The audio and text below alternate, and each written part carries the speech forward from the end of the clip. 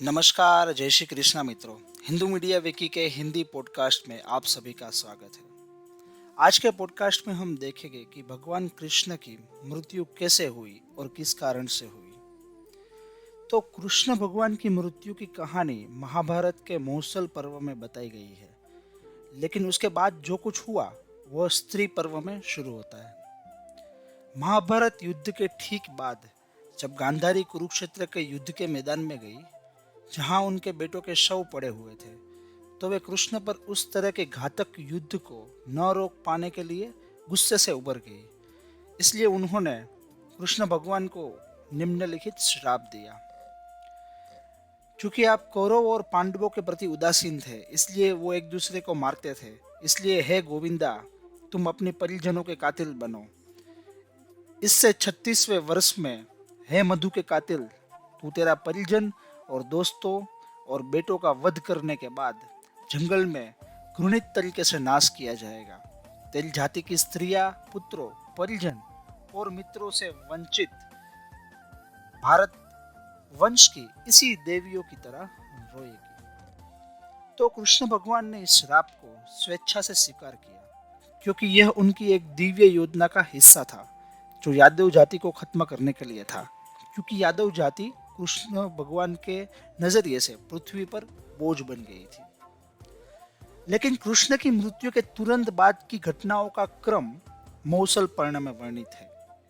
महाभारत युद्ध के 36 साल बाद ऋषि विश्वामित्र, कण्व और नारद द्वारका आए और कृष्ण के पुत्र सांबा ने अपने दोस्तों के साथ मिलकर ऋषियों पर चाल चलने का, उनकी मजाक मस्ती करने का फैसला किया। उन्होंने सांबा को एक महिला के रूप में तैयार किया और ऋषियों से पूछा कि इस महिला के पास किस तरह का बेटा होगा। ऋषियों ने क्रोधित होकर इस अनादर से निम्नलिखित श्राप जारी किया।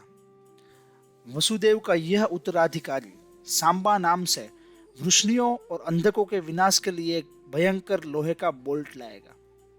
वायुदुष्ट और क्रूर लोग गर्व के साथ नशे में धुत इस लोहे के बोल्ट से माध्यम से राम और जनार्दन के अपवाद के साथ अंदर अंदर ही एक दूसरे को मार डालेंगे। हल्के साथ सशस्त्र नायक अपने शरीर को बंद करते हुए समुद्र में प्रवेश करेगा, जबकि झारा नाम का एक शिकारी जमीन पर सोते हुए भगवान कृष्ण पर बार चलाएगा। और वास्तव में ही अगले दिन सांबा ने सचमुच एक लोहे के बोल्ट को जन्म दिया।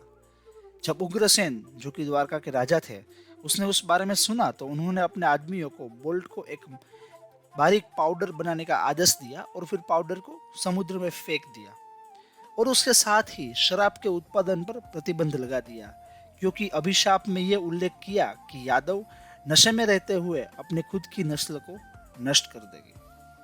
लेकिन उसके कुछ समय ही बाद पूरी यादव जाति प्रभास के पवित्र जल में स्नान करने के लिए समुद्री तट पर चली गई और वहां उन्होंने शराब पीना शुरू कर दिया।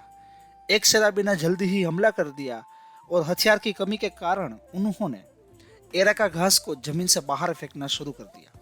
ये एरेका घास जादुई रूप से एक लोहे के बोल्ट में और लोहे के हथियारों में बदल गए। आप देखें कि सांबा के लोहे के बोल्ट का पाउडर जो प्रभास के तट पर धोया गया था और वो जादुई रूप से उस एरेका घास के साथ उगाया गया था। किसी भी स्थिति में घास यानी कि घास से बदले हुए ये लोहे के हथियारों से लेस यादवों ने जल्द ही एक दूसरे को नष्ट कर दिया। इसके साथ कृष्ण के भाई बलराम ने ध्यान लगाना शुरू किया और जल्द ही अपने शरीर को त्याग दिया और अपने शरीर को त्याग कर वो विष्णु के सर्प आदिसेन के रूप में वापस आ गए। तब कृष्ण जंगल में बैठ गए, ये जानते हुए कि उनके लिए पृथ्वी को विदा करने का समय आ गया है। उन्हें शिकारी झारा ने बांध से बाएं पैर पर उसको हिरण का मुंह समझते हुए एक निशाना साधा। झारा का बांध सांबा के लोहे के बोल्ट के शेष पाउडर से बना था। एक मछली ने उसको निगल लिया था और जहां यह लोहे का टुकड़े में जम गया था। झारा ने मछली पकड़ी और शिकारी के लिए उसने इस लोहे से एक बांध बनाया। इसी प्रकार जैसे ही ऋषियों ने भविष्यवाणी की थी, कृष्ण और उनका यादव वंश एक ही लोहे के बेल्ट से नष्ट हो गए। वैसे यह कहा जाता है कि जारा जो था वो सुग्रीव के भाई वली का पुनर्जन्म था, जिसे विष्णु ने राम के रूप में अपने अवतार में पीछे से मारा था। इसलिए जारा कृष्ण को मार रहा था, जिस तरह राम ने वली को मारा था। कृष्ण के जाने के बाद द्वारका में उनकी 16,000 पटरानियां, कुछ महिलाएं, वृद्ध और बालक ही शेष रह गए थे। वो सभी इंद्रप्रस्थ के लिए रवाना होने लगे।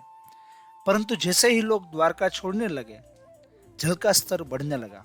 मलेच्छ और डाकुओं के द्वारा द्वारका पर आक्रमण कर दिया गया, और जब अर्जुन उनकी सहायता करने के लिए अस्त्र चलाने लगे तो वे सभी मंत्र भूल गए, और इसी के साथ द्वारका नगरी पानी के भीतर समा गई। अगले पॉडकास्ट में हम देखेंगे कि महाभारत के युद्ध के अंत में 5 पांडवों के साथ क्या हुआ। तब तक के लिए जुड़े रहिए हिंदू मीडिया विकी के साथ। जय श्री कृष्ण।